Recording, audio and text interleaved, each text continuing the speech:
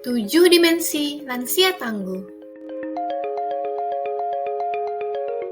Siapa yang disebut sebagai lansia?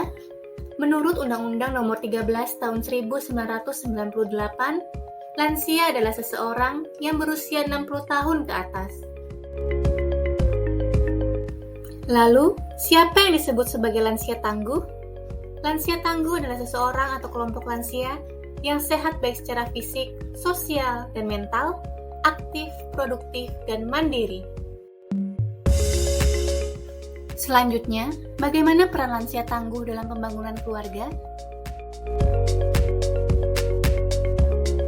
Peran lansia tangguh dalam pembangunan keluarga yang pertama yaitu sebagai motivator bagi keluarga yang mempunyai lansia agar tetap sehat dan kuat sepanjang siklus hidupnya. Yang kedua, menjadi grandparenting atau pengasuhan bagi anak cucu khususnya keluarga muda. Dan yang ketiga, mengembangkan ekonomi produktif bagi keluarga lansia dan lansia. Dalam proses kehidupan, kita akan mengalami proses penuaan. Apa itu proses penuaan? Proses penuaan yaitu proses alami yang mengubah seorang dewasa sehat menjadi lemah secara perlahan-lahan. Lalu, perubahan apa saja yang akan terjadi pada proses menua? Yang pertama, perubahan biologis atau fisik, ditandai dengan perubahan dan penurunan pada daya tahan fisik sehingga menjadi lebih rentan terhadap serangan penyakit.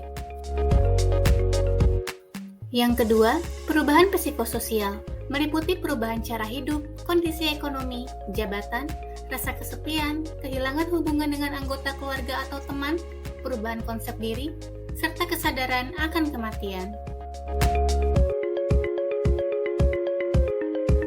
Ketiga, perubahan spiritual.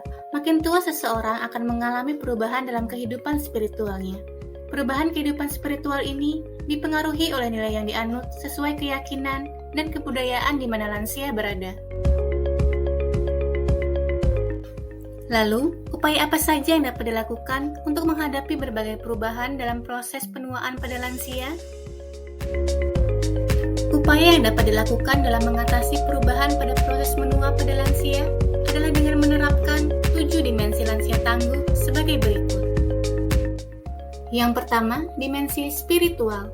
Dengan memahami dimensi ini, para lansia bisa belajar untuk menerima keadaan bahwa dirinya mengalami perubahan fisik dan psikis saat menjadi lansia. Dimensi spiritual bisa diperkuat dengan mendekatkan diri pada kegiatan rohani sesuai kepercayaan masing-masing. Kedua, dimensi intelektual.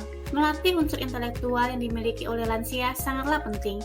Hal ini berguna agar otak lansia tetap sehat dan aktif. Contoh cara sederhana yang dapat dilakukan adalah dengan bermain kartu, mengerjakan teka-teki silang, atau bermain catur.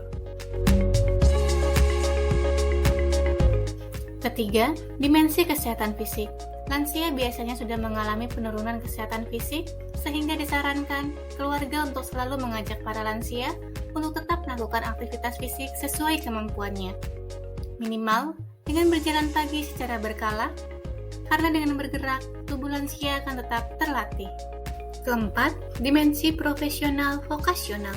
Lansia biasanya memiliki keahliannya masing-masing. Dengan mengembangkan keahlian yang dimiliki, lansia akan merasa berguna sehingga merasa bangga dan tetap eksis atas keahliannya di masyarakat. Cara yang dapat dilakukan untuk menerapkan dimensi ini adalah dengan memberikan kesempatan kepada lansia untuk menjadi penasihat atau mengajarkan sesuatu sesuai tingkat keahlian dan tingkat kemandiriannya. Kelima, dimensi sosial kemasyarakatan. Lansia biasanya cenderung akan menjadi individu yang penyendiri. Dengan mengembangkan dimensi sosial, maka lansia bisa bergaul dan memiliki banyak teman seusianya. Untuk mengembangkan dimensi ini, dapat dilakukan dengan cara memberikan kesempatan pada lansia untuk tetap melaksanakan aktivitas-aktivitas berinteraksi sosial sesuai dengan tingkat kemandiriannya. Keenam, dimensi lingkungan.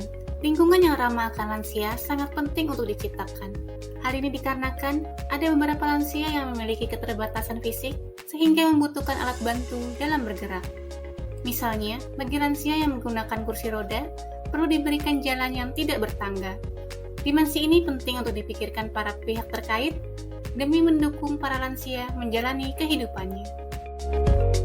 Ketujuh, dimensi emosional. Kondisi emosional lansia adalah keadaan psikologis lansia, meliputi aspek kemampuan berpikir, perasaan, maupun sikap yang tampak melalui perilaku yang dapat diamati. Kondisi emosional lansia sering ditemukan permasalahan sehingga diperlukan peningkatan kemampuan berpikir maupun sikap positif pada para lansia agar mampu mengelola kepribadian yang konstruktif, mandiri, tidak bergantung, tidak bermusuhan, dan bisa mengkritik diri. Mari kita semua dukung terwujudnya lansia tangguh untuk lansia yang sehat, aktif, dan produktif.